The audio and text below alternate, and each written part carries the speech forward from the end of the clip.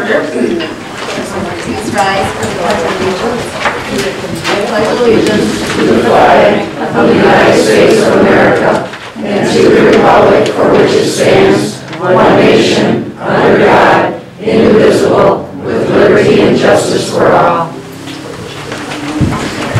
Before we take the roll call for attendance, our clerk Lori is absent today. Her daughter is on the honor roll, and she was also in the STEM Accelerating Learning Program, and between both of those programs she still managed to maintain a 4.0 GPA.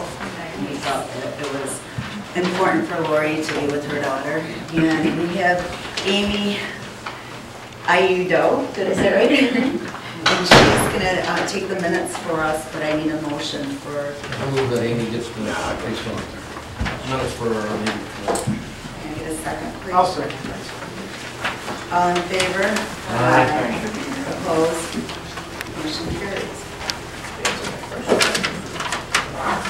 Now, roll call for it, and then let me know when you're ready to go there.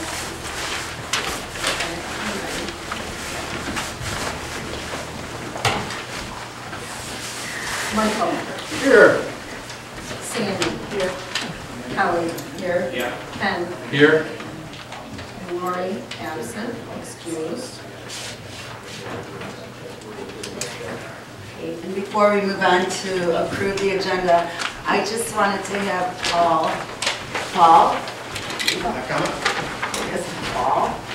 Paul Dienerman is here, and he's just going to give a quick synopsis as to what's going on with our cameras and our recording and whatnot. Okay. You can see him right here. All right. As you may know, we've now installed some cameras here in the Township Hall. There's 2 cameras in the back. There's a camera in the front, so when the people speak at the podium as they are here, we'll be able to see them at home.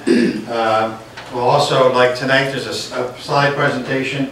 We'll be able to zoom a camera in on that and see that well. Everybody has a microphone up here, and the podium has a microphone. So if you want to be heard at home, you have to speak into a microphone. Okay? And the show, we moved the show to, it'll be on the air tonight at midnight, and it'll be on 6 times a day for the next 2 days. It'll be on at midnight, 4 a.m., 8 a.m., noon tomorrow, 4 in the afternoon, and 8 o'clock tomorrow. So 6 times a day on both Marine City Channel 6 and St. Clair Channel 6. In addition to that, it'll be at watchctv.org, W-A-T-C-H, CTV for Community TV, watchctv.org, and on there you'll see there'll be tabs that come up, say focus and different shows we do, but click on the meetings tab, and the meeting will be up sometime midday tomorrow or later tomorrow afternoon. It'll also appear automatically up on YouTube under the word Cottrellville. Just look for that word, and it should pop up on YouTube. If it doesn't, we'll work on that next week. It'll also appear, I talked to the city clerk at Algonac today. They will get a DVD of it. They'll air it on Channel 6 in Algonac. And who else? Oh, Channel 12. I'll mail them a copy of it also. So we'll be at wide distribution. So enjoy it. And 1, 2, 3. Can you hear me back there? Yes. Can you hear the audio? Yes. Good. We're on the air. Have fun. Thank you. Thank you very much. Yep. Okay. Need a motion to approve the agenda. I move to approve the agenda. Make a motion for that.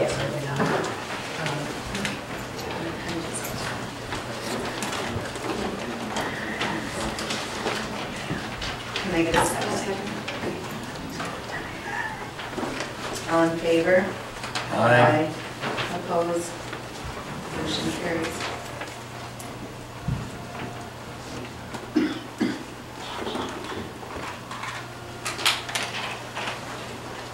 A motion to approve the consent agenda. I'll move to approve the consent agenda as written. Can I get a second? A second. All in favor? Aye. Opposed? Motion carries.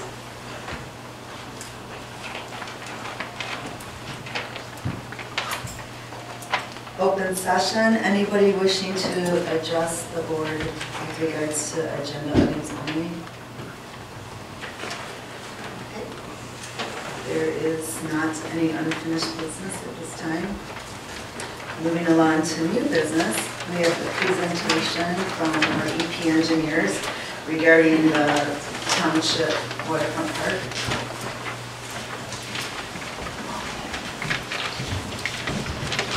I'm Rose Ellison. I'm with the U.S. Environmental Protection Agency Great Lakes National Program Office out of Roseau, Michigan. And I'm happy to be here again today to introduce our contractors and what we're calling the pre-final design for the waterfront park. This is a project that is being funded by the Great Lakes Restoration Initiative and led by EPA, and we are fortunate enough to have our contractors EA on board for the design. The design should be final after this meeting, and any final comments, we'll be concluding the design in the next month or so. And we hope to, we'll be getting our construction contractor on board over the summer and hopefully start construction of the park in the fall. So with that, I'd like to introduce Dan Bigby with EA. Thank you. Good evening. My name is Dan Bigby. I'm with EA Engineering, and we're the firm that is working on the design for the Cottrellville Township St. Clair River Restoration Project. And it's very, a lot has changed since the last time that we came back here and presented provided you with the design that we're looking at today. We do have a little bit more information, a little bit more details on how things are laying out. And so Jim Morris is the individual that's working a lot on the design of this project. So I'll turn it over to him, and he can give you a little more detail on the project. Thank you. Good evening, everyone. I'm Jim Morris with EA Engineering. I'm a habitat restoration specialist. Just a couple things before we get started. There are handouts in the back. There's a lot of people here, but I just want to let you know that there's 2 poster boards, one up front over here and one in the lobby. And then there's handouts in the back. Some of you already have those. That way they show the poster boards in a little bit greater detail in case you've trouble seeing from here. But I'm going to be talking to you about the habitat restoration improvements that we're going to plan at your folks' park site. And here's Cottrellville, and just want to show the relationship between Lake Huron and Lake St. Clair. You folks are, down towards the delta, down here in the watershed. We have a few objectives with this habitat restoration: to remove the old seawall, which is degraded and falling apart already.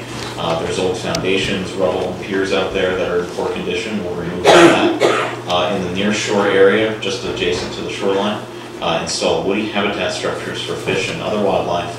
And then install a naturalized living shoreline, we like to call it, with an offshore breakwater to shelter the shoreline, protect it from wake and wave action and erosion. Sheltered what we call immersion and submergent planting zones. Those are areas that are just out of the water and just into the water. Suitable for native mussels, submerged aquatic vegetation, and sheltered shallow habitats. That's an important thing in the St. Clair River. With all the freighters going up and down, there's a lot of high energy areas, and there's not a lot of places for small animals to go and hide, fish in particular. Improve the river bottom. There's some sandy, mucky areas that really aren't very suitable for any of the organisms that should be living there. In the upland areas on top of the shoreline, plant native vegetation. Right now it's a lot of weeds, rubble and debris out there. It's pretty unsightly. Control invasive plant species, and you guys are real familiar with one of those, Phragmites. Everybody here know what Phragmites is? Okay. It's pretty much the state plant, I think, at this point. And then provide habitat for frogs, turtles, and toads, those types of species out there. Basic benefits, okay? What do we expect to see out of this? You guys are going to have a park here, so it's a great opportunity to couple this with another quality of life improvement that you guys have out there. Increase the beauty of the area. Right now it's kind of brushy and unsightly with a lot of rubble. Improve safety. That great big dugout foundation area in there is not really safe. The the breakwater, or excuse me, the seawall that's falling apart is not a good safe feature out there. Increase recreational potential in the area. You know, with this park and the associated habitat improvements, you know, there's going to be opportunities for fishing, there's going to be opportunities for birding, all these great things that can happen at this spot. And then increase overall the habitat quality out there. And that's really the main goal of this project. So here's just a rough map of the existing conditions. You can see River Road right through the middle there. The park property is on the right of River Road there towards the shoreline. There's 3 existing piers that are out there, existing seawall, and then you can see the squiggly line, that's that existing brushy and phragmites area out there. And then there's another area in the middle there that you see with that squiggly line. That's existing phragmites growing in that foundation area out there. And then when we're done, this is what we hope it will look like. The crosshatch that looks like window screen offshore, that's where we're improving the river bottom by placing in a rounded river cobble. You can see the offshore breakwaters that are there. There's a gap in that breakwater, and then you can see that the shoreline projects out at an even slope. That's a water access point. If you guys have a canoe or kayak, it'd be a great place to launch if you want to. And then you can see that there's woody habitat structures that are built into the breakwater. There's random boulders that improve some flow diversity for the fish to hide around. Those woody habitat structures, you know, especially for the game species of fish, they're going to want to hide out underneath there. And then the sheltered areas behind would be great places for smaller fish to forage, and then for occasional game species to come in and forage on them. And then you can see the shoreline restoration, naturalization. We're going to add some sinuosity to the shoreline, that wiggly action that you see there, that provides a lot of places for fish to hide. It also provides a shoreline protection so it doesn't all wash away. And then the cross-hatching in the upland area there will be a planting zone. All the park area will grade off to an even slope so you guys can build your park there. We'll add 6 inches of topsoil across the whole site. Right now it's mostly construction debris and gravel and stuff like that, so you guys will be all set to start a park there. And then we'll do native plantings right adjacent to the shoreline of all species, you know, native to Southeast Michigan, with great potential for fall color, for flowers, and for just improving the habitat quality of that shoreline area. We have a couple of typical sections. Those are cross-section views with the River Road side on the left and the breakwater side and river out on the right. And you can see what this breakwater looks like. It has 2-to-1 slopes. It's about a 5-foot crest. These will be very large tabular stones stacked together. The hash there is just a standard hash. You know, it's hard to go and kind of articulate what that looks like. There'll be large tabular stones that fish can hide under and in between.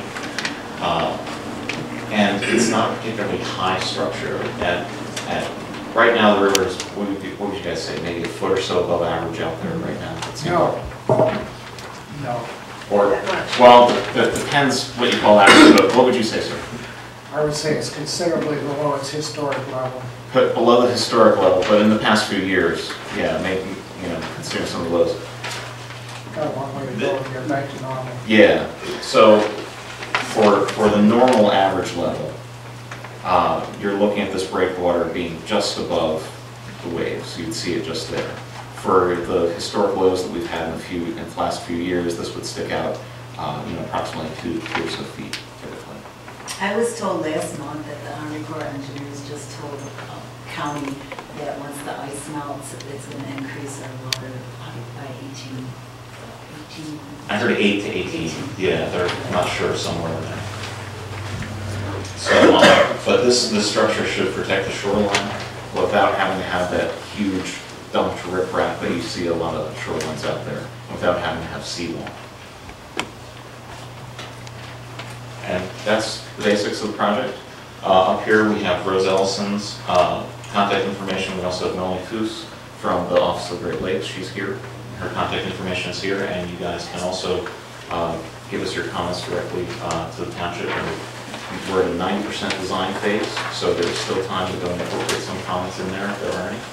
And is it okay? I'll open up to any questions if people have any. Yes, ma'am. Are you being paid from grant money, or is it coming from township residents, our general fund? The township general fund is not paying for anything that EPA and me and Dan are doing. It is absolutely coming from Great Lakes Restoration funding dollars, which comes from all the taxpayer dollars of the United States. So we are not, as a township, having to match those funds? There is no matching. Okay. Zero. My second question.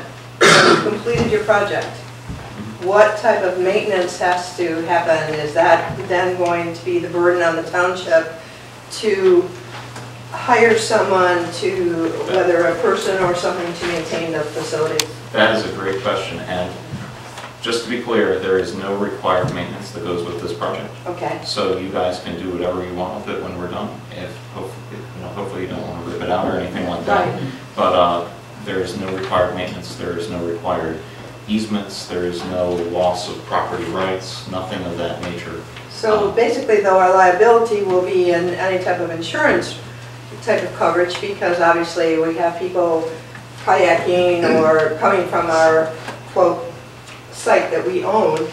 So we will need to, I mean, our expense should basically be some type of an insurance coverage to protect ourselves. I would think, I am by no means an insurance expert. Right, I understand that. But I would think that the standard liability policy that the township has for a park anyway would be sufficient to cover this. You don't think it would need to be extended? I don't think so. According Yeah. to Jay DeBoyer, we can't be liable because we're in a municipality. Okay. But much like you're not responsible for if someone gets hurt at this park? He said with regards to drowning and things like that, we haven't. Okay. But it's an issue that we need to dig a little deeper to make sure we cover ourselves, basically. Oh, absolutely. I would explore it, but historically with other habitat restoration that were taken in on public property, it hasn't been any more of a liability or expense because it's not a, I mean, it's a constructed facility, but it's not like it's a merry-go-round swing or something like that. I understand that. And basically, I mean, obviously it will enhance the community, but I guess the liability is what I'm looking at and the long-shore or long-term expense if it comes back to us. Yeah, and that would be something, I mean, that the township would have to discuss with, you know, whoever their insurance and all the people. But do you think that we will need to budget like revenue to drudge the area or something? Absolutely not. Okay, so once you get done, we are good to go? Yeah. Okay. Yeah. Yes, sir. Just out of curiosity, have you given any consideration to the ice flow and whatever with your construction? That stuff is out there in the river. Right. And trust me when I say, the ice is a very, very powerful thing on this river with 4-mile-an-hour current. Plus freighter traffic. I'm glad you brought that up. At the last meeting, we had a great discussion with another gentleman who, I don't think he's here this time, but he asked the same question. I'm glad that there's more people here to hear the opportunity. Let's talk about ice in the St. Clair River. You guys have long memories. You know that there are times when the ice stacks up and will push on shore, and it's an enormous power out there. I can't do anything about that. And that structure out there will not withstand a large ice stacking event like that, nor will anyone's house or seawall that gets in the way of that. So there's only so much we can do in the context of the ice. What we can do is we've structured this so because of that shallow shelf out there, and you guys know this, when the river freezes up, first you get that border ice that comes out, and then everything freezes solid right at the border, and then it gradually extends out until finally, you know, it closes over, or if the freighter traffic keeps it open or something like that. That border ice actually helps us because it freezes our breakwater together and can help resist those ice flows when it comes down through. So there's no structure we can put out there, and you guys know this from having docks out there and all the rest. There's no structure you can put out that can deal with a 60-foot long, 3-foot thick piece of ice smashing against it. If you come up with one, I'd love to hear about it. But what we can do is we can try to enhance the resistance of those things to go and make sure the habitat lasts, longer than that. But those really huge ice events that everybody has memories of, the one gentleman who was here told us stories about ice flows where he would camp out on a hibachi and float down them all the way to St. Clair. Maybe some of you are crazy enough to do that, not me personally. though I'm sure it was fun. You know, those types of really huge ice events, we just really can't engineer for. Well, the ice events are every year. I live on the river. Right, and the typical ice events, the ice stacking events, the really big ones, those were the ones I was talking about. The typical ice flows and things like that, I mean, these stones are going to be 2 and 3 tons, and with the combination of that water ice, they should resist very well. 2 or 3 tons sticking out there is a very difficult problem. Oh, I understand, yeah. Anything that's sticking out there. I understand, and the extent of how this sticks out, actually that photograph is great. You can see those are the existing steel piles and docks that are out there. Those Not are in very good condition, are they? They're not, no, they're in quite bad shape. You know, but ice and freighter weight were taken into consideration in the design. Yes. You know, and the bottom line is, Jim is right that if we get an unusual event, I mean, everything is vulnerable. But we were well aware of those being two of the major forces in the river for anything that we might be putting, any structures we might be putting in. Are you putting any ice clusters out? It's not an ice buster would not be an appropriate structure to work with this. Ice cluster, right. Yeah. You don't, because I, as Don, live on the river and have had the results of the ice taking out my dock. Right. And my insurance, of course, says it's an act of God. Right. And we've had to pay, you know, $15,000 ourselves to repair a steel dock and, you know, pilings that I have. So, but basically the project has no ice clusters because your habitat of what you're looking at and the way that you're in the cove, you feel that you're protected enough, correct? We feel it's protected enough. We feel that with the formation of border ice, that will help to armor it. The design actually, we talked about freighter weight earlier. The freighter weight actually helps us keep some of that river bottom clean. It does. Yeah. And sure doesn't help me. Well, I know, but remember, this is difficult. And I know because those freighters, they come, especially at night, they just tear through. They tear through. Absolutely. So what we did is and I'll just back a little bit into it. And they pass, too. And they pass, and then that's really exciting. Exactly. You know, especially, but anyway. I don't want to nerd out on you guys, but we did take that into account. Okay. That wave action from the freighters, it should break with that breakwater, but this breakwater, it has small gaps in it. We want some of that wave energy to get through there, and that helps keep the river bottom a suitable habitat for a lot of different species, rather than just filling in and becoming a mucky mess back there. Okay. So that's sort of what we're going for. I'm not really picking on you. The fact that I live on the river, have a house on the river, and I know this, and when it happens, it's my responsibility. It's, I guess, what I'm basically saying to the township residents here is that, you know, it's wonderful, and I'm glad we're able to share that riverfront with everybody. But, you know, it's a beautiful site that also can be a very dangerous and expensive site. I understand that. And, right. And the thing to remember with this habitat restoration, there are certain elements of it that are just as susceptible to all the same forces that you guys deal with all the way around. However, for example, let's say one of the rocks on the breakwater were to go and shove off and move because a piece of ice hit it. It would still overall function as a breakwater. Right. It would still provide habitat for fish. So we'd still be meeting our goals, even though the shape of that breakwater may change a little bit over time. Now, when we get, and I went through, and the Corps of Engineers keeps very detailed records back about 200 years on ice events on the St. Clair, and it deals with news articles and things like that. If folks are interested, you can go and read all those articles all the way back on that. There's about a 15 to 20 year frequency of really giant events over time for ice that occur on the St. Clair River. Now, obviously, there may be issues with climate and things that change that. You may get back-to-back events in a certain year, things of that nature. We looked at all those types of events. We looked at those types of things to go and help formulate this design and inform it towards those things. And we came to the conclusion that when ice starts to stack and push on the shoreline, there's nothing we can do for that. I have to ask you, point blank. So your restoration is basically for the wildlife, etc., and secondary for the residents to be able to use this park. Is that? Yeah, it is primarily for habitat restoration. Okay, thank you for that honest answer. Yeah, I mean, but the thing to remember with the habitat restoration, I mean, the thing that makes this community very unique, all up and down and all around the Great Lakes, okay, is you folks have a relationship with the river and the lake that is unlike anywhere else in the United States.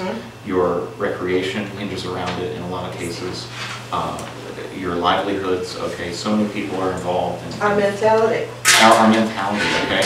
You guys, you know, a lot of people around the country, you know, when they think of, you know, mariners and everything, they immediately think of New England and the perfect storm and things like that. They don't think about, you know, the people that for hundreds of years have been living on these great, basically inland freshwater oceans, okay, which have just as ornery storms, okay, just as ornery waves, okay, and people who have lived and died on that water, and you guys have those people in your families. So a habitat restoration like this is helping to restore some of those historic impacts to restore resources that culturally and historically here are very dear to, you know, everyone who's lived here for a long time. So we're very happy and appreciative of the opportunity to help you. That's number one, and number two is obviously, and that's what I appreciate your honest answer is, and I don't dispute that. Okay, as I said, because I live on the river, as does Don, and I think we had some obviously concerns a little bit different because we live there. But you've answered all my questions, and I appreciate that. Thank you. And a few of the things too that we're doing, for example, the water access point. Let me back up and show that. That area, see the cross section A there? And see the long slope that comes out there? That area is not about habitat. That's about kayak and recreational access. I mean, we took into account the habitat first, but we tried to work in the habitat with ways of making it a little bit more convenient for the recreation portion of it as well. The main focus of this project all along has been on the habitat. That was our charge, is that we're trying to improve the habitat in the area, but if there's ways that we can, you know, in the back of our mind, look at other positive impacts of it, we've done that. That's your job. Right. And for example, you know, we're putting 6 inches of topsoil across the entire site, but we're putting that area in turf back there, which has a very low habitat value. Those are things that we realize that while we're here and coupled with our construction, we can go and actually help the park along and provide that to go along with. Thank you. Any other questions? Yes, sir. Let me say something positive. I think it's very positive that we're getting back some money from Mr. Fed that we've been paying in there, and Candace Miller and some others have been fighting this battle for many years to get something back into the Great Lakes. So we are grateful that we're getting something back into the Great Lakes and not just into the ocean fronts and whatever that you referred to. Yeah, Cottrellville is one of 5 projects that we're doing along the St. Clair River. So it's multiple projects in multiple areas. Right. Is Marysville already done? Parts of Marysville, there's another project. Right. So and money back into the Great Lakes, we said at the beginning that the funding is coming from the Great Lakes Restoration Initiative, which in 2010 was $475 million, and it's gone down since then. I think the last 2013 was $285 million, and we still have funding. You know, with everything going on, it's one area where we've gotten bipartisan cooperation, and we've been able to put this money into the Great Lakes. So the St. Clair River, not just this area, but the St. Clair River, has enabled us to do millions of dollars in the last couple of years on various habitat improvement, beach quality, the environmental health of the St. Clair River. The money's been coming back into the local communities. That's good, because we have a very disproportionate amount going toward Washington and a very disproportionate amount coming back. So that's nice that we can try to even it up a bit. Any other questions? Yes, do you have any provisions in your scope of work to use any of the contractors or suppliers that are actually in Cottrellville Township to do any of this? That is a great question. This will be a free and open bid. Actually, the construction the main lead will be one of the EPA construction contractors that we have on board already. And then there'll be subcontractors that they will use, but there's no any of the bidding that our subcontractor will employ will be open. They have to do they have to get. For example, materials. Yeah. Correct. But the prime contractor will be one of the EPA. Right. How do they get on that bid sheet, or is that provided to the township if they wanted to pass that on to any of the contractors here? You know, we, that's would be up to the discretion of our contractor. We don't even have them on board yet. But there's a pool of 3 contractors that bid on this EPA contract, the Great Lakes construction contract, you know, a number of years ago. So they'll be the prime, and then they'll make the decisions on themselves. And just to clarify, But we do try to work locally. there's 5 projects. 2 of them are being handled by those EPA contractors that Rose talked about, and the other 3 are being handled by an open bid process. So there's an opportunity for all 5 of those for any contractor to bid on those. Will the township be made aware of when the contracts are going to be out there for bidding? Now, the ones that are publicly bid. This one's going to be our Glen Potts contract. Yeah, this will be. This one is this Cottrellville project will be the prime will be the EPA's Great Lakes construction contractor. We don't know which one it will be yet. We have 3 of them on board. They'll be the prime. Well, will the township be informed Yeah, the township. of who it will be and how they will get a contract? Yeah. So we're actually talking subcontractors at this point, and we don't know what the scope. We haven't finished the project. We don't know what the scope is, but the township, yes, to answer your question, will know what will be a partner through the entire process as they have been through the design process. And for the ones that do not go through the EPA, they're called Glen Potts contractors. Those are a public bid that's advertised in newspapers. Thank you.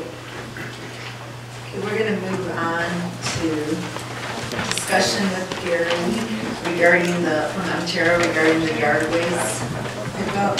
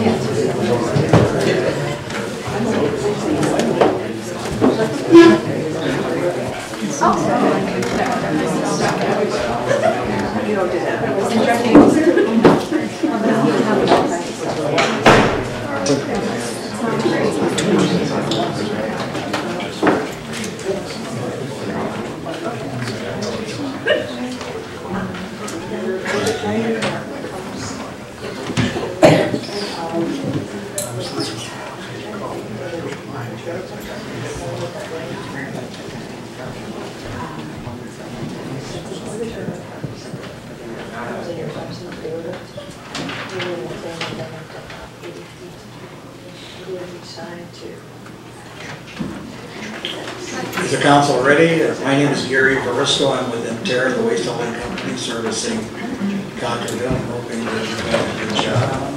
Making a lot of good feedback from you folks. We have something that I would like to get resolved. And what I've done is I've prepared an outline of a series of events that actually brings me here tonight. Emterra bought the Cottrellville contract from the bankruptcy court on November 9, 2012. And that contract was to expire on June 30th of 2013. Within that contract, there was a seasonal compost subscription. It wasn't consistent with the contract. It began on April 1st and lasted through the fall.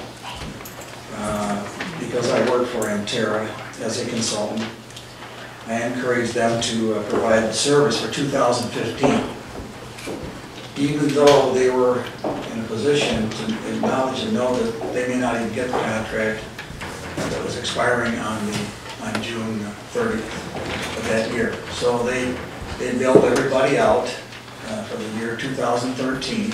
I believe they did it probably in March. They started the service April 1st, I think we had a better year last year than this year. And they performed at a rate that was in this industry, which I can just say it was low. It didn't even come close to covering the cost. But they absorbed 2013, and it was a losing proposition. When the company bid submitted the bid, I believe on May 29th, to get this new contract, they had not included the subscription compost program. They didn't offer up the program, they didn't bid on it, and they didn't put in a price. Somewhere in the mix, and I don't know if John's here. Okay, I don't want this to be misconstrued. I have, in fact, in other instances, when we've had legal problems, have actually recommended that we use John. I think what happened is that John took the Richfield contract, which he had in the system, and he twisted and tweaked it, which was fine, except he left in the compost subscription part of it, which we didn't bid on. We subsequently signed the contract without catching that. So, you know, at least in my mind, two wrongs don't make a right. And but when I had conversations with Kelly, I had told Kelly that we were going to send out, Emterra was going to send out letters advising people that we weren't going to provide the service at $22.80. And that, I've been dealing with Cottrellville for I think 14 years, almost since the first hauling company, World Waste, came in. And I don't think that price changed in the contract. One of the reasons that probably Richfield went bankrupt, they had too many contracts like this that were losing propositions. So the pricing of the contract, if we adhere to the contract we signed, then we would, for the life of the contract, lose probably somewhere between $40,000 and $50,000, because you can't do it at that price. I understand the position of some people saying, look, you signed the contract, now shame on us. And it's not about the contract, it's not about, it's about where do we go from here, and I'm looking for some help. This presents a financial hardship on the company, and I think we're probably one of your biggest contractors. I deal with 32 different communities. In fact, last year I made the same approach, Clay Township, although it wasn't a contract, and we had to adhere to that. It was better pricing there, and they agreed that it was a losing proposition for us, and that they weren't participating to the extent that the volume would overcome the cost. Obviously, we had out of 1,400 homes, I think we got 100 participants. And when you go out and you buy a truck for $165,000, because that's the kind of trucks you buy, and the numbers just don't work. So I'm here pleading with this group to come up with some kind of a solution, although I did promise that I would provide another hauler, a small hauler, that would come in and fill the void and charge a price that is consistent with what it costs to do that for the small number of customers that you would have. And I think that they've signed up about 60% of the people that are being serviced by Emterra. What was the name of the company? The name of RMS is the name of the company. They're a small company. They hired a couple of people, and I think they're doing a good job. They said they did a little follow-up naturally, and so far they haven't had any complaints.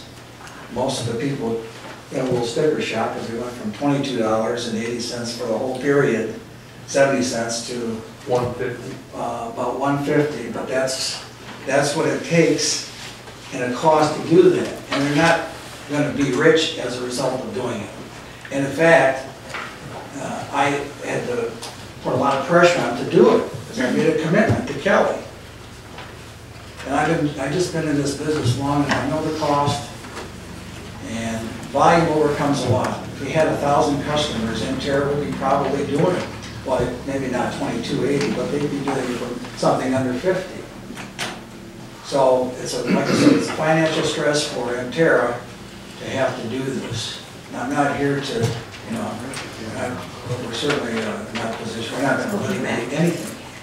We're looking for some help. Hold me back. And, well, if you want to do that, that's, you know who makes all the money. Attorneys. Huh? Exactly. So I guess what I'm asking you is probably maybe travel the same path that Clay did, and that is to just waive that part of the contract. You got a service company. They're charging what I can tell you is a fair price, and those that haven't signed up, I'm sure would sign up. I think they're just waiting for this contest to end between it's in the contract, it's not in the contract. You know, you can issue tickets for going 71 and 70, but law enforcement doesn't do it because it doesn't make any sense, even though they could. So I'm kind of just hoping that everybody on the council understands what I'm pitching. Thank you. I think at this point what we're going to do is probably end up having a special meeting for decision. I don't think that it's fair for us to discuss it without Lori being here. And I think that'll give the board more time to look into it and see what alternative choices, if any, we have. Plus, be able to speak with John, being yeah, I'd like to talk to John because I'm puzzled myself. Well, I know where it came from because it's consistent with all the verbiage that was in the Richfield contract. And like I said, before we had that meeting, would Emterra at least submit the price that they would want if they were to furnish that service? well, yeah, Not the other person. they would match. they would certainly match the price that's out there right now. They would like to charge something more because they have heavier and bigger equipment. And the people that work for Emterra they're all union folks, and they all get benefits, and so it costs a lot more for Emterra to provide that service than it does a small. Would you submit that? Absolutely. We're not going to switch to stream, are we? We're going to save our comments for public comments. Yeah, and then if there's anybody who's that was formerly that was being picked up by Emterra, I'd like to give you my number so we can discuss it further. I'm just trying to work something out. I would I be know glad there's to take your number. I would be glad to take your number, sir. Yeah, I want, because that's what I do. I handle customer complaints and have for 15 years. Could we add on with Marine City, have Marine City Day for Cottrellville for yard waste? No, because Make it more you've got, cost effective for you? no, you've got two separate companies and they're not on the same day. You don't- It's convoluted. Yeah, we have Marine City, but it doesn't fit. It's about routing. I don't know where the compost trucks go from. It's bigger than a bread basket. All I can tell you is that Emterra cannot do that, and I can show you, I mean, the numbers. I'll take you through the numbers. If you bill everybody, you bill 100 customers, you get $2,260, and it costs $1,200 a month to provide the service, and that's at the low end for Emterra. So over 10 months, you're going to lose $10,000 a year, and we got 4 more years to go. And consider that last year I convinced them to do it and lose the 10 because the seasonal wasn't consistent with the contract. So you do in July 1st when you sign the contract that you were losing money on this? Well, no, we had a contract, a Richfield contract with you folks. I told Emterra it isn't consistent with the contract year, but we have an obligation as a company for 2013 to provide that service. Yeah, we're going to lose $10,000. So why did you wait till March of this year to tell them that it wasn't cost effective? Well, I had different conversations with different people, okay, and they were getting ready. They were getting ready to generate a letter telling people that because of the lack of participation, that it wasn't going to be offered. And I think I had some conversation with Kelly.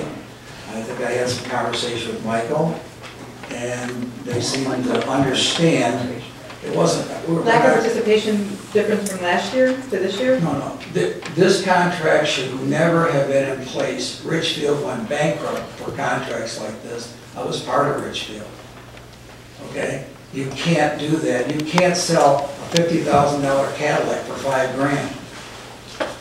And I'm not saying that you're wrong. Everything you're saying is right, except I'm trying to get people to understand it just isn't working.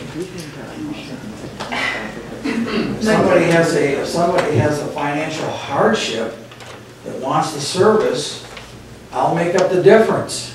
Be happy to. But just show me that you can't afford to pay, I think it's $135 or $145 for a whole season. Sir, your company did not do their homework and give anybody an option. Had they come back and said We're to going to us- save the public comments, please, I need to for talk to you. I would public be glad to comments. talk to Gary, you. I'll do it, yeah. we're saving the public comments for public comments. This is discussion addressed to the board. Yeah. Michael, do you have anything else to say? Do you have anything to say, I should say? No. Thank you, Gary. Okay. You come out here, please. I'll be glad to. Okay, moving on, motion to approve park maintenance person.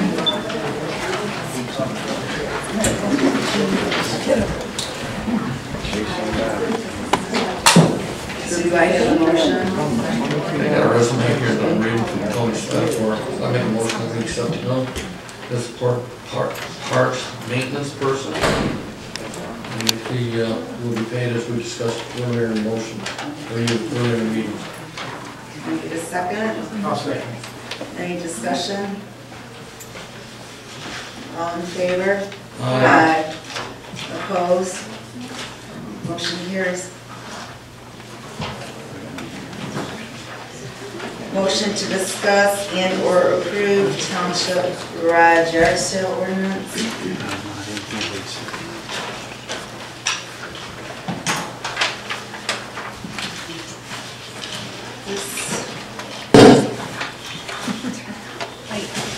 No, this has been, I think you guys, did you guys get this last month? The only thing our planning commission request was that we determine what the penalties would be.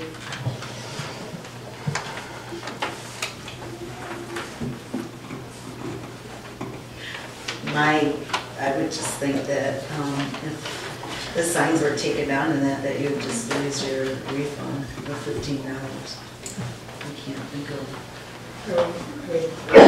Approving this whole thing, or just the price? Yes. the whole thing.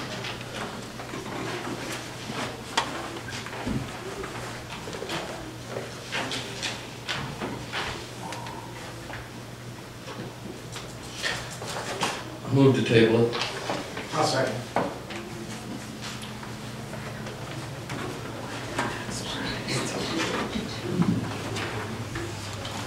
Well, one question I have about it is, how would it be enforced? I mean, was the advertisement for ordinance enforcement officer, what happened with that? That was,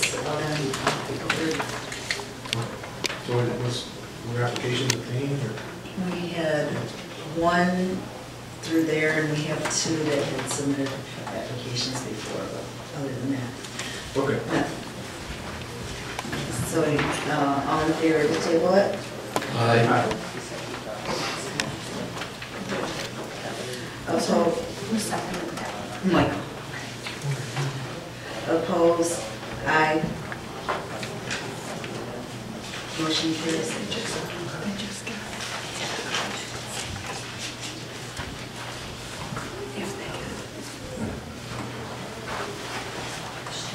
Discussion for fall cleanup.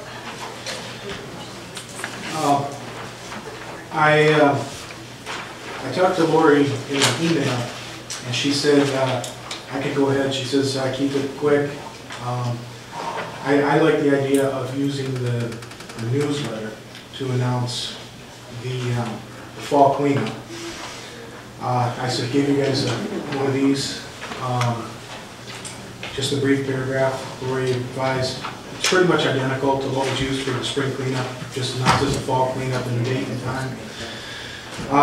Based on what happened at the spring cleanup, which I'm very pleased was so successful, I think 1 day would probably be better than 2. I like the time, keep it the same, 10 a.m. to 5 p.m. And I think with the extra notice of the township newsletter, it would be very, I think it'd be even more successful. So you just are talking about right now, you don't have a Well, specific, just to keep in mind, is what basically what you're saying, to get the ball rolling on it? Well, the next newsletter comes out in July. Right. So that means next month we would have to vote on the actual date and the approval. I talked to Gary and he pointed out on the phone that he says it would have to be after Labor Day. And he did mention that the fall cleanup depends somewhat on what happens with the other part of the compost. For example, he pointed out the contract for the spring cleanup only required Emterra to provide 1 dumpster for the spring cleanup. However, he said, you know, in good business spirit, they brought those extra ones. He was saying they're not required to do this for the fall cleanup, and they really couldn't afford to if the compost situation, whatever happens with that. So, you know, we'd have to make the decision after the special meeting you're talking about.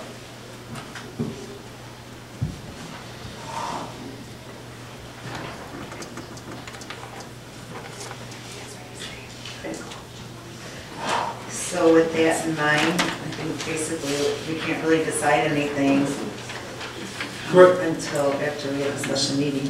Right. And then we can move forward with that. Yes, I think next month will be just, you know, vote on it for the approval and to, but this is the language that I think should probably be put in the newsletter. Just you know. keep the same, like how we did. Yep, just, I don't know when you guys start working on the newsletter, but maybe just put this little paragraph.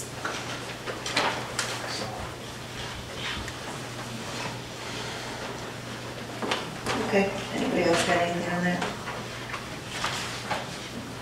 All right, motion to approve sewer relief due to water leak in the amount of $40. I'll make a motion to approve sewer relief in the amount of $40. What's her name? Cheryl K. Michael, Community Safety Motion, please, attorney. Yes, I'll make a motion to approve sewer bill relief due to water leak in the amount of $40 for, I'll cut it off there. Should I, do you want me to name the name? Okay, for Cheryl M.K. Who? It's a person named Cheryl K.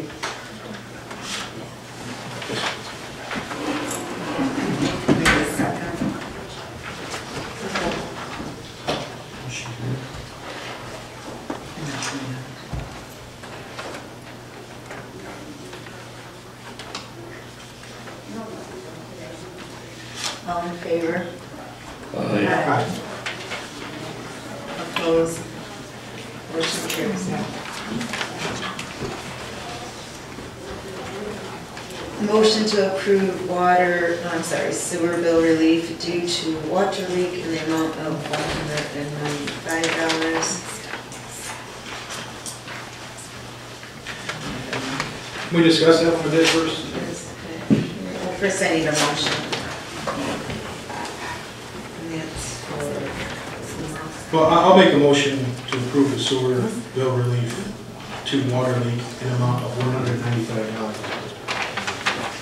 Do I have a second?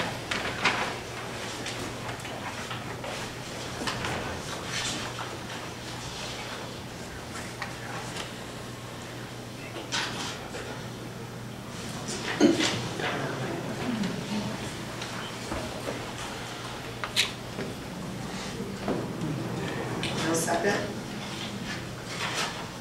Okay, motion dies with lack of support. That wasn't a question, but just thought I put it here to discuss it. Discussion of placing township checkbook online.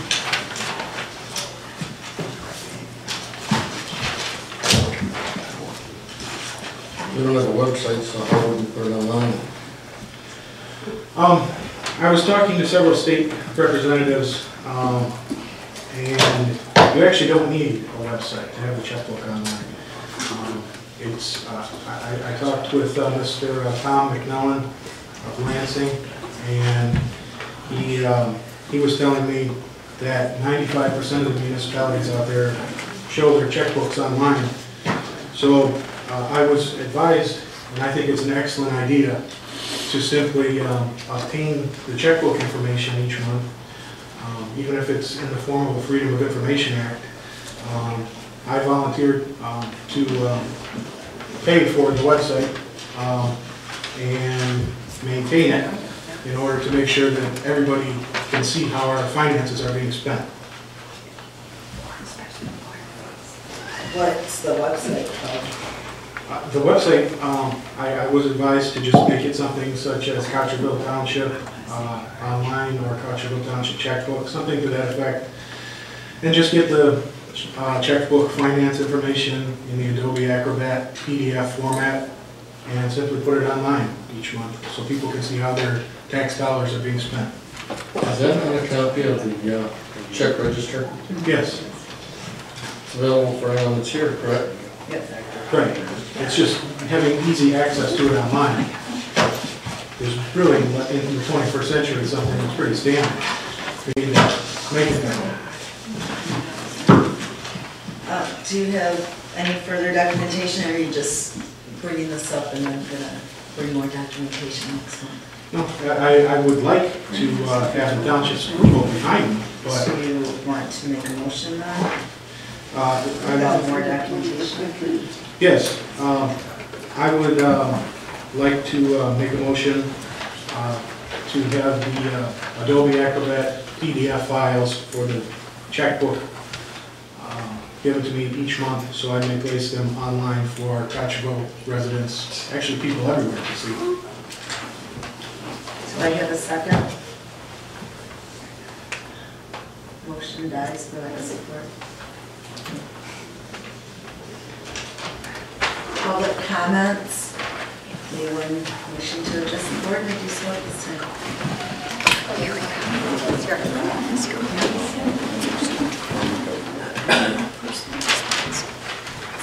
Okay, wait, you gotta wait for us to start, because Amy's doing it, so we gotta make sure that She's doing good. we gotta make sure that we have the time right.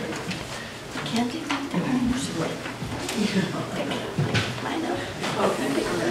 Okay, I attend Cottrellville Board meetings as a private citizen. The Cottrellville Board adopted rules July 27, 2013 that pertain to board meetings. Last paragraph states, letter A, all devices will be turned off until the meeting is called to order and when adjourned. This rule must be enforced since it was passed by the majority of the board. I understand the board being taped and residents being taped when speaking at the podium, but Zoran tapes private conversations before and after meetings. After meetings are adjourned, Zoran removes the video recorder from the tripod and tapes residents having conversations. He knows the meeting is over, but he continues to tape. This is done without anyone's knowledge. He has never asked my permission and catches me off guard. He claims this is his right, that he is entitled to record meetings according to the Open Meetings Act. What about my rights? He says it's a Michigan law. Where is this law in print? My rights are being violated by Michael Zoran. Residents have a right to have private conversations without having to worry about being recorded. He calls me immature, but he is the immature adult. He does not understand how to work with people, thinks he is correct in every instance. When the board takes a vote, the majority rules. He doesn't understand what a majority vote is. He wastes time on things that have no bearing on township business. He is wasting time and, much more important, the township's money that should be used for operating expenses. There are many projects that need money to be completed. Next, we will need a millage to pay for the important projects the township needs. Zoran's lawyer, who is basically in the beginning stages of his law practice, is using small townships to promote himself. This is a travesty. Zoran is too naive to see that he is being used also. My life does not revolve around the Zoran family. They are so paranoid to think that everything that is said about them, is about them. Residents don't get a chance to see one another. We should be able to discuss things without a camera in our face. Michael Zoran is very disrespectful to residents that don't agree with him. All of us are entitled to our opinions whether we agree or not. The dictionary's definition, eavesdropper, one who tries to overhear private conversations. This is an accurate description of our trustee, Michael Zoran. Mr. Zoran can take his camera and put it where the sun doesn't shine. Thank you.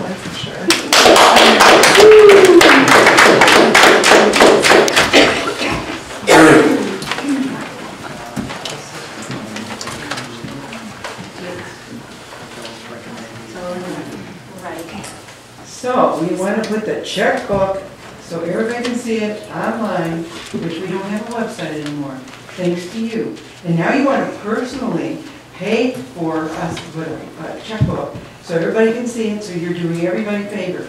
You know what? You took away all the favors. Historical Society had something going, and it was our way to connect to the people.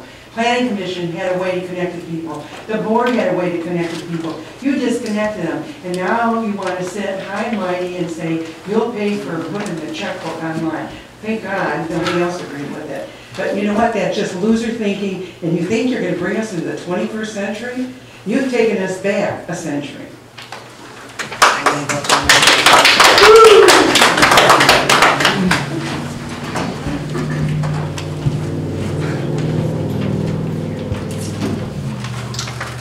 Board.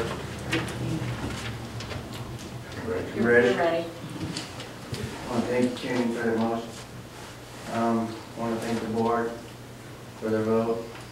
And I also want to thank all the volunteers that came out for the spring cleanup. I really appreciate it. And it was pretty successful. So I want to thank everybody that came out and put their time in. I appreciate it deeply. Thank you.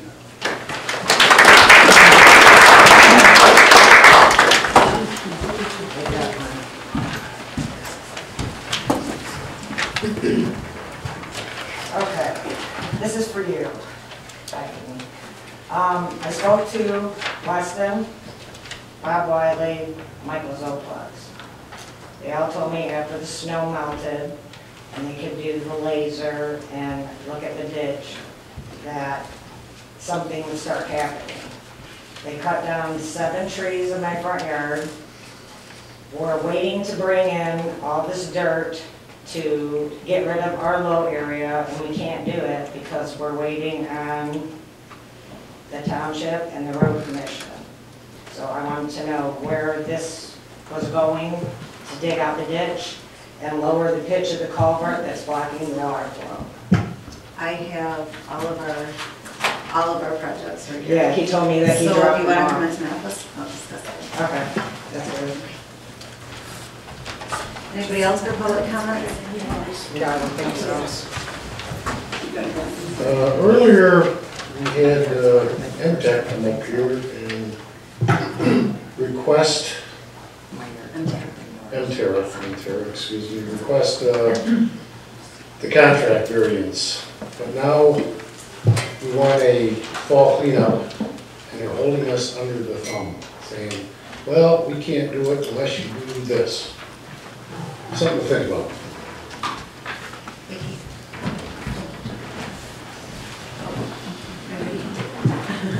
My name is Vicki Perriman. I've been a resident here for 17 years. I feel my responsibility, as I'm sure everybody in this crowd and the board feels. I pay my taxes, I pay my water bills, I keep my property up. So my issue is obviously with this issue with the Emterra yard waste. I live on the river road. I cannot dump it. I will not dump it into the river. I can't put a compost. My feeling is they should not have been doing this at $20, whatever their draw was. That was ridiculous. Had they come back to us and said, we need to triple it, quadruple it, none of us would have given that an issue. I now have gone out and I am contracting this person at $155 so that I can continue to be a responsible Cottrellville resident. My feeling to the board, if there is a new contract, and I totally appreciate the fact that you are looking at breaching their contract, because I do believe that they've done that. With my background as a court administrator, I honestly feel they have. But I hope that you do not sign a new contract if they waive any kind of yard waste for those of us who can't have compost piles in our backyards or dump it someplace else. We have rights too, and I feel that your job for us is to ensure that we can keep doing responsible things as a resident. Thank you. Anybody else?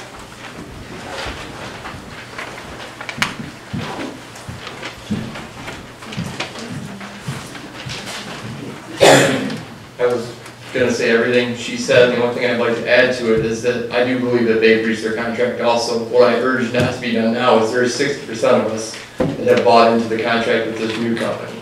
And I paid up front to save myself $20, so it wasn't monthly.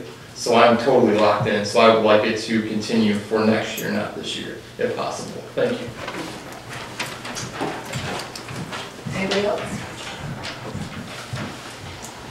I'd like to just respond to this gentleman right here. We're going to work this out, okay? But I'm not holding anybody hostage. I think you know me well enough. You know me well enough. I'm going to do things that aren't in the contract. Why? Because we're a service organization. It requires a little more.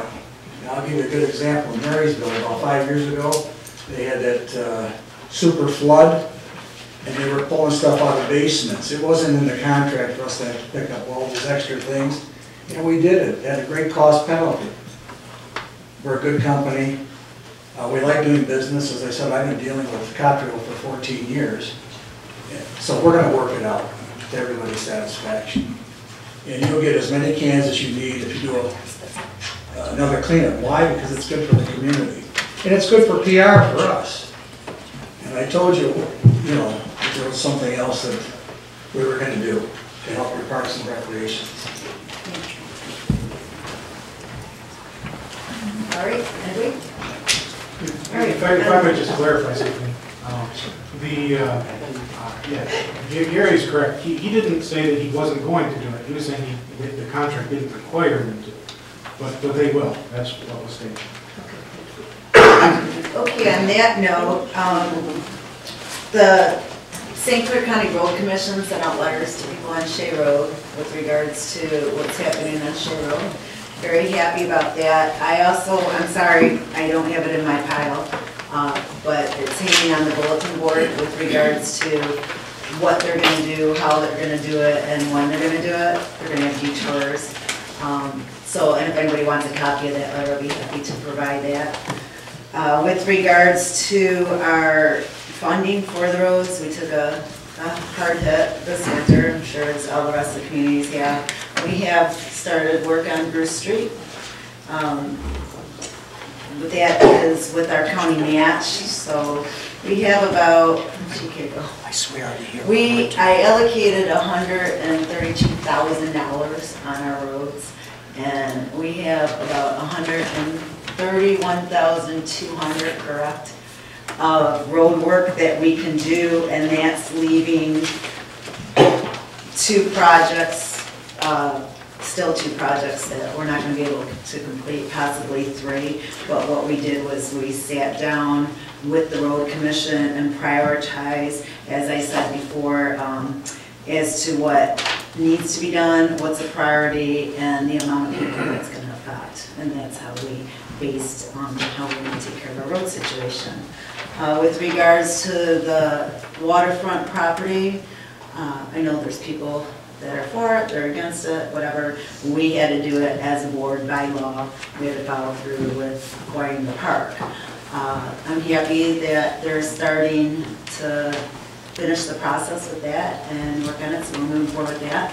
With regards to the land side, I'm looking for various ways to try to make it cost effective on us through searching for grants and some way to clean it up. I'm happy to say that I spoke with Chief Joe Slankster with the Marine City Fire Department, and they're actually going to do some training Monday morning and next Tuesday night to not demolish it, but to try to help a little bit with the demolition. And then I also spoke with Sheriff Tim Donnellan to ask if maybe the SWAT team could come through there and help a little more. So I'm working on ways to, or utilizing it for public service training, as well as trying to help us to get the costs. And I'm looking into a few other things to see what kind of people, volunteers, and that we can have to help clean up. We've got to check the soil samples and different, make sure it's safe for people to go in there if they're going to be cleaning up and volunteering in that. So we're working on that part too. Other than that, I don't have anything. Can I get a motion to? Kelly, excuse me, I forgot one of the other reasons I came. I need a resolution from you folks to allow us to take a truckload of waste from Cottrellville. Oh, yeah, that's right. As part of a pilot program. I'm working with the county, St. Clair County, the landfill, with Jeff, the commissioner. And they're exploring an opportunity to go to zero waste. So they got a pilot program. They're going to shred it, they're going to pick it, they're going to take out things like the plastics, the metals, etc. And they asked me to attend. And I offered up my favorite community. And I'm aware of it, so. Yeah, but I do need authorization from you folks to allow us to take a load from this community out of St. Clair and to a processing center. And it's all driven by the county commissioner, Jeff. Jeff Bowman, county chair. Can I get a motion? I'll make a motion for the resolution. For Emterra. How would you like it worded? Well,